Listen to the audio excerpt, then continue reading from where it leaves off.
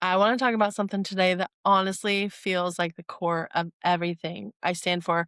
And I didn't even plan for this episode. I didn't even plan for this to hit me the way it did. And honestly, I wasn't like, I was supposed to be recording something totally different today, but I went to church on Easter Sunday and I expected a typical message, something I've heard before about Jesus and all that. But what I heard actually stopped me. And it was about we as humans are constantly trying to decide who's right. And in doing that, we end up separating ourselves from each other. And I sat there thinking, this is it. This is the whole reason I started this podcast. And I just couldn't put it in that way. So here we are.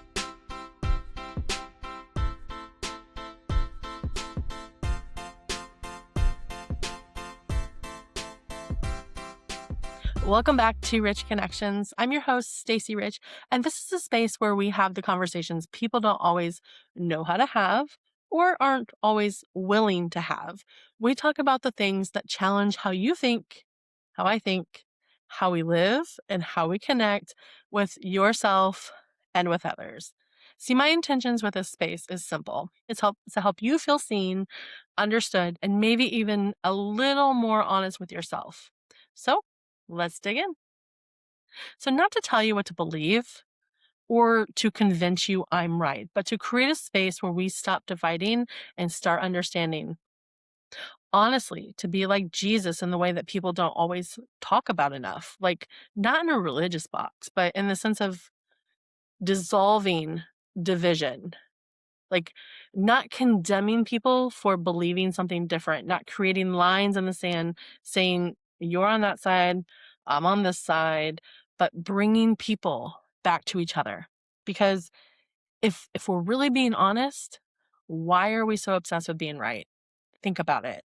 Like, what is it about being right that makes us just like the dopamine hit of, yeah, say it again?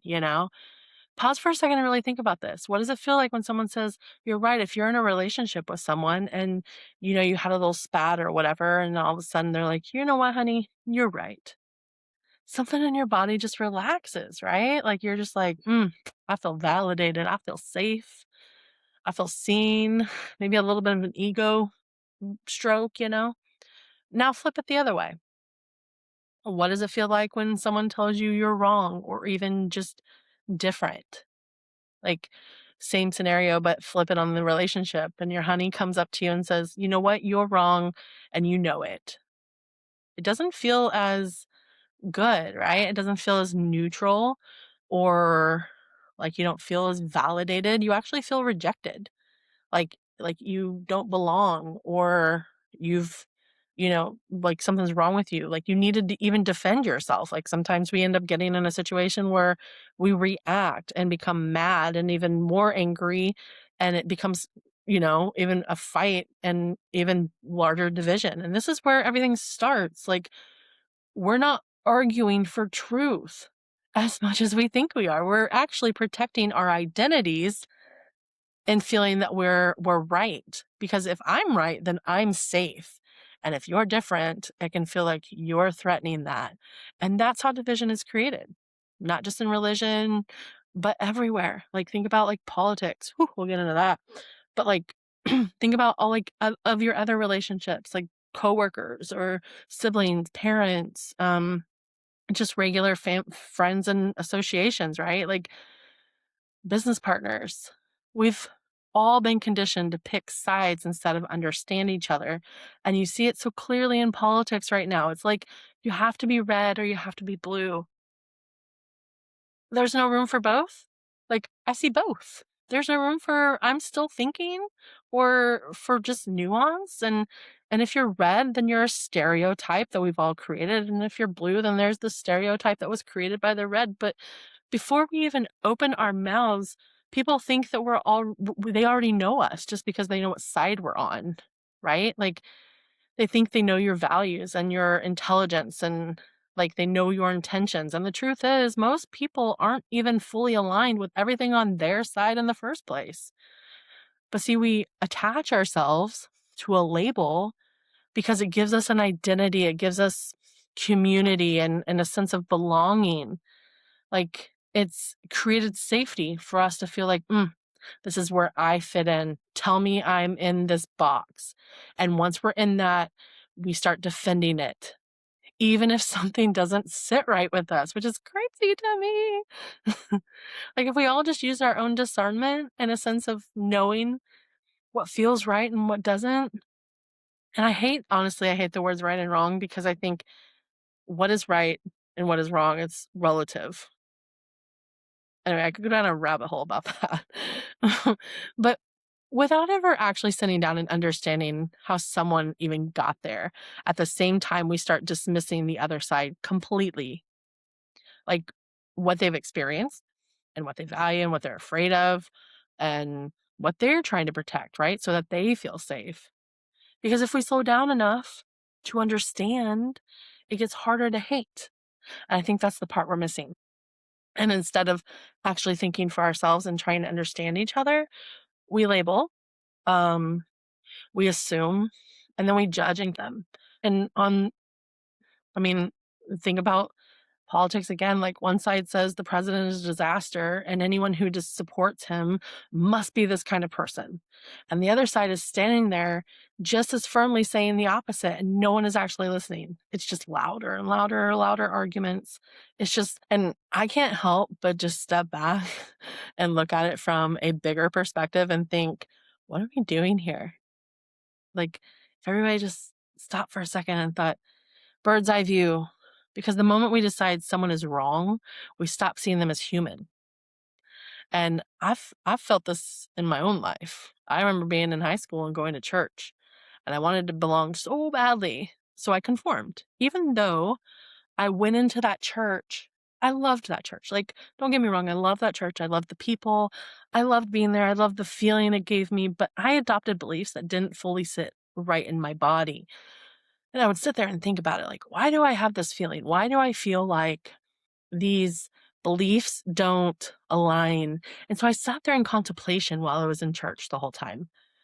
And see, I ignored those feelings because belonging felt more important to me. And then as I got older, I started exploring, and I was reading different books on belief systems and religions and um like biographies and things, and noticing common threads between all of them. And the more I started to shape what I felt true for me, the, the quieter I actually got, because I didn't want to be judged and I didn't want to be condemned by people. I didn't want to be seen as different. And also, I truthfully didn't want other people to inject me with their own opinions and judgments and belief systems, because the more I heard, the more I bought in, you know? And I love the phrase, like, if you buy into people's opinions, you buy into their lifestyle. And I firmly believe that. And so I go inward a lot more than I go outward with my thoughts. And it took me years, honestly, until I was about 35, after my mom passed away, to just truly stop caring about how people perceive me, because I just thought, life's so precious. Like, I'm living in this restricted box because I didn't want people to judge me, especially when it came to my intuitive abilities. My ability to, like, feel energy and read energy. I was terrified to share that. And now looking back, I'm like, why? That's not my problem. It's just me. Even with people close to me. And now it's almost like wild to think about, because so many people talk about it openly. It's more normalized. But back then, it didn't feel safe. And I was obsessed with it. I would read about it all the time, but I would, like, contemplate it all the time. Back then, it just didn't feel safe. And I think about that a lot. I think about, what would it have been like if I felt safe to explore and just to talk and process without even feeling like I had to defend or prove anything? That's the thing, right? It's like you always have to feel like you have to defend something or prove something. Like, why? Why can't we just have conversation and be like, that's interesting? Not to convince people, but just to be in conversation. And to be honest, just to have community, to be in community in that conversation. And I want to ask you something. What would it be like for you to choose something in your life that your community doesn't understand? Like, what if you have a specific religious belief or political belief, or I have a friend, a dear friend, that has a political belief that she keeps to herself because she's afraid of people judging her. But maybe they will judge it and maybe they will belittle you. Maybe they think it's wrong. Would you still choose it? Or would you think, or would you shrink to belong? Because this is where we start losing ourselves. And at the same time, we're all more alike than we are different. And that's the crazy thing to me is like we forget that part. And this isn't just a feel good statement that I want to say. Because if you actually look at major religions across the world, like Christianity, Buddhism, Islam, Judaism, they all emphasize some version of love, compassion, humility, and ultimately connection, which you'll hear me talk a lot about. And this isn't just an opinion, it's actually written into their core teachings. And then you look at Christianity, you hear things like, love your neighbor as yourself. Or is in Islam, one of the central teachings is that you should want for others what you want for yourself. Or one of my favorite religions to study in Buddhism, the entire practice is rooted in compassion and reducing suffering, not just for you, but for all beings. And then you think about Judaism. See, in Judaism, there's a teaching that says that what is hateful to you do not do to others. Uh, Different words, but same principles. And even beyond that, most religions are built around similar structures. They all have some form of a moral code, a way to live with integrity, a focus on something greater than just your individual self, and a path toward peace, or whether that's inner peace or, in Buddhism, enlightenment or connection to God. Even the idea of the way or a path shows up across multiple traditions. And that, like the way that came to me, or that was something that, the minister said at the church I went to, and I was just like, she was talking about he is the way, or that's the way. And I was like, oh God, that's so good. They're all the way. They're all the way. But so when you really zoom out, it's like we're all speaking different languages, but pointing to the same experience. People want love. People want peace. And we want some form of purpose. And ultimately, the reason we allow our egos to take over for feeling right is because we all want to feel like we belong. And somewhere along the way, we start focusing on more on the differences in our language than the similarities in the truth. But our brains are wired to look for differences. It's a survival mechanism. Like, is this person like me or not? And if we're not aware, that turns into separation really quickly. But when you can actually slow down and recognize I am safe, I don't need to defend myself right now, you start to see people differently. And you start to give people more grace. And this is something I've had to learn deeply in my own life, especially around communication, because we're so quick to take people at the exact words they say, but words are messy. I was literally just on a coaching call with one of my clients where we were talking about the difference between guiding and teaching. What are the differences to you? And at first, it sounded like the same thing. But when we slowed down and actually defined them, like, what is your definition of teaching? What is your definition of guiding? Because I want to make sure that we're going down the path that you want to go down. It made me realize so much of our conflict is not about, that's just a coaching reference because I just had a client and we were just talking about this, but that happens in so many different ways of communication. I think about when you're in an argument, a heated argument with someone, you're not even hearing what someone else is saying. You're hearing what you're saying, right? Like you're hearing what you want to say and what you want to get across. And by golly, like the words that you're saying probably don't make any sense to the person that you're saying them to because they're too busy doing the same thing. So much of our conflict is not about what someone is trying to say, it's about how we are interpreting it. We're acting and reacting to the words instead of understanding the intention. So sometimes, and I'm not a saint in this matter. Like, I certainly try to take a step back and hear what people are saying and really get to the core of what they mean, and we're reacting to those words instead of understanding that intention. But when you remember that everyone is walking around with their own experiences and their own conditioning and like their own beliefs, you can still have a little more grace. And sometimes I like to say, I think I read a book or something about like inner child and looking at every person as like their 8-year-old self, because we're all just walking around with beliefs that have e snowballed, like the same beliefs, the same patterns, and the same behaviors. A lot of people are anyway, some people grow, but, I mean, anyway, my point is that looking at people like their 8-year-old self, you might have a little more grace for them, because ultimately, like, that's it just creates more grace. Anyway, I had a real moment of this recently with my dad. We had went to brunch. We had a reservation close to the closing time. Now, in my defense, I called to make the reservation. I actually was going to make it for 2 o'clock, and they said that they closed at 2 o'clock. I said, "Oh, okay. Well, then we probably can't come because it'll be close to your." It was a buffet brunch, and they said, "No, no, no, no, we can make your reservation for 2 o'clock." And I was like, "I'm not doing that to you guys. Like, will you even have anything out?" And they said, "Yeah, we replenish it until everyone's gone." And I was like, "Oh, okay. Well, let's do 1:30 so we're not, like, taking up longer." And they were very, insistent on that we would be fine. So we made the reservation. We get there, and the food isn't being replenished. Um, and no harm. Like, we just asked about it. We asked one of the servers, and they said, "Oh, I'm sorry. They're done filling the stations." And we're like, "We literally just got there. There's, like, nothing out." And so the owner comes over, and he's like, "Is there a problem?" And honestly, he came off rude and dismissive. And first, and in that moment, I could have taken that really personally. And I was trying to be cordial. I was trying to be kind because I didn't want to ruin the experience for my dad and I. And I didn't want to be rude. And, they're a local business. Like, I'm giving them grace, and thought of all those things in the back of my head, right?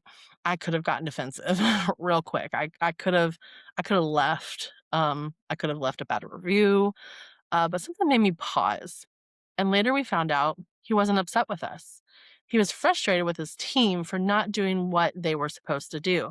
And he ended up going out of his way to take care of us the entire rest of our stay. Like that, he brought us food. Like before it went out, he'd bring us our own plates of salmon bites and like all these things and made sure we were like okay, like 15 times. It was amazing.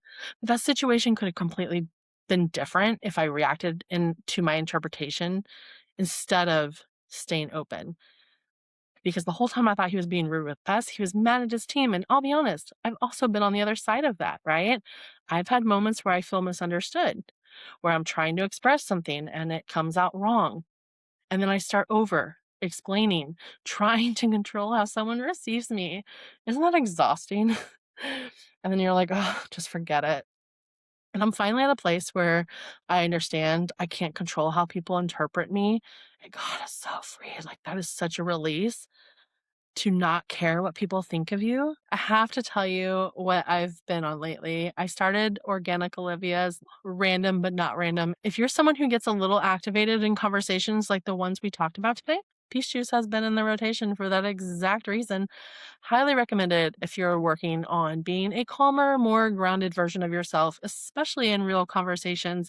If you've never tried it before or you want to buy some and have a discount, I have a code in the show notes. You can take that link and go get some for yourself. So, when we talk about real life application, this isn't about agreeing with everyone. It's about how you show up when you don't agree. Like, think about that. Think about how you show up when you don't agree with someone. Are you immediately like defensive or judgmental or clam up because you're like, oh, they're not like me? But it's about that pause and that breath. Take a breath and don't react immediately. There's a quote by Stephen Covey that is one of my favorites. I read this book many years ago. Seek first to understand, then to be understood. I love that quote because it's true. Like, seek first to understand and then be understood, especially in the moments that you feel charged. Like, social media warriors out there, for those that are quick to reply back to a comment that they don't like from someone they don't know. And you immediately react and you're like, "Ah, I'll show you, like, pause. And not just social media, but like in your daily reactions or your daily interactions, I should say, like with your coworkers and your family and your spouse and all of it. Because at the end of the day, we're not here to win arguments, we're here to connect. And I really want you to sit with this. So, what if the goal isn't to be right? Hmm, takes your guard down, doesn't it? And what if the goal is to understand? What if we stopped trying to prove something and started trying to see each other? We don't need to believe the same things to treat each other with humanity. And that is what this space is about. Rebel against the need to be right, root into understanding, rise into awareness, and actually live richly through connection. So if this episode brought anything up for you, sit with it. Notice where you feel triggered. Notice where you feel open. Notice where you might be holding on to being right a little tighter than you realize throughout your day to day, because awareness is where everything starts. And in the next episode, oh, I'm so excited about this episode. We're going to be going deeper into that, just that. We're going to talk about intuition and how to actually come back into your own body, your own awareness, and your own truth without all of the noise from the outside world. I'm going to walk you through my process that I use personally with my clients to slow down, regulate, and really start listening from within instead of reacting externally. Because when you do that, everything changes. So until then, rebel against what doesn't serve you, root into who you are, rise into your becoming, and live richly. See you next time.